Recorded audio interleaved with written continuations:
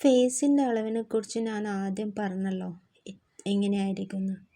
ഞാനിവിടെ പറയാൻ പോകുന്നത് ഒരു തലയുടെ ചുറ്റളവ്,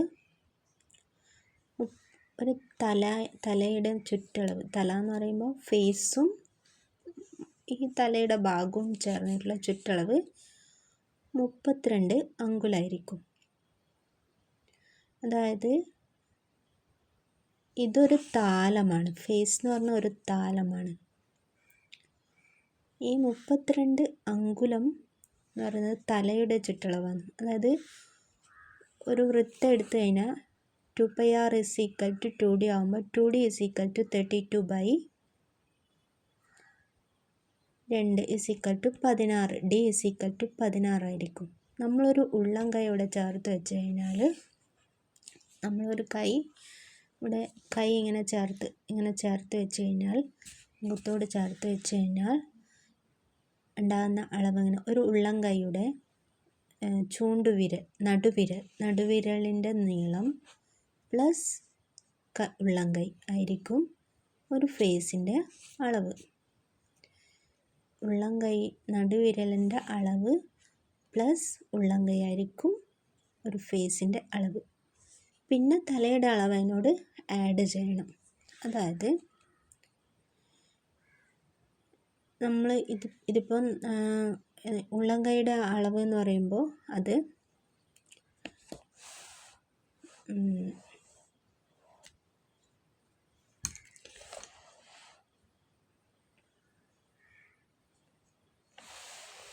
ഉള്ളം കൈ 7 അങ്കുലായിരിക്കും.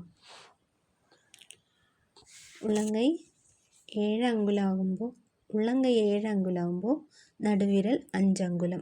7 + 5 12 അങ്കുലായിരിക്കും ഒരു ഫേസിൻ്റെ വ്യാസം.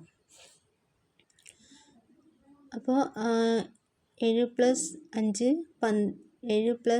5 12 എന്ന് പറഞ്ഞു കഴിഞ്ഞാൽ ഒരു മൂക്കിൻ്റെ അളവ് 4, നെറ്റിയുടെ അളവ് 4, പിന്നെ ഇവിടെ നിന്ന് ഇങ്ങോട്ടേക്ക് 4, 3 12.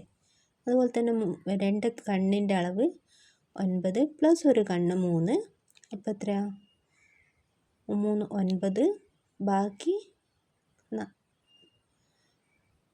ബാക്കി ഒരു കണ്ണിൻ്റെ അളവും കൂടി, അതെന്ന് പറഞ്ഞാൽ അത് പകുതിക്കുമ്പോൾ 1.5 ഇപ്പുറവും 1.5 ഇപ്പുറവും എന്ന് പറഞ്ഞാൽ കൺമുനയിൽ നിന്നും കർണപുടത്തിലേക്കുള്ള അകലം 4 ആയിരിക്കും. എന്ന് പറഞ്ഞാൽ 1.5 + 2.5 വീതിയായിരിക്കും കണ്ണിൻ്റെ ചെവിയുടെ വീതി. 1.5 ഇവിടെ എടുക്കുമ്പോൾ ചെന്നിയുടെ ഈ കൺമുനയിൽ നിന്ന് ചെവിയുടെ ഈ ഭാഗത്തേക്ക് എടുക്കുമ്പോൾ ഇവിടുന്ന് ഇവിടത്തേക്ക് 2.5 ആയിരിക്കും ചെവിയുടെ വീതി. അങ്ങനെ ഈ അളവും കൃത്യമായിരിക്കണം. പിന്നെ ഇവിടെ നിന്ന് ഇങ്ങോട്ടേക്കുള്ള അളവ് ആ 32 ചുറ്റളവിൽ നിന്നും നമ്മൾ എടുത്തിട്ട് റെഡിയാക്കി വെക്കലാണ് ഒരു ഫേസിൻ്റെ മൊത്തത്തിലുള്ള അളവ്. ഓക്കെ.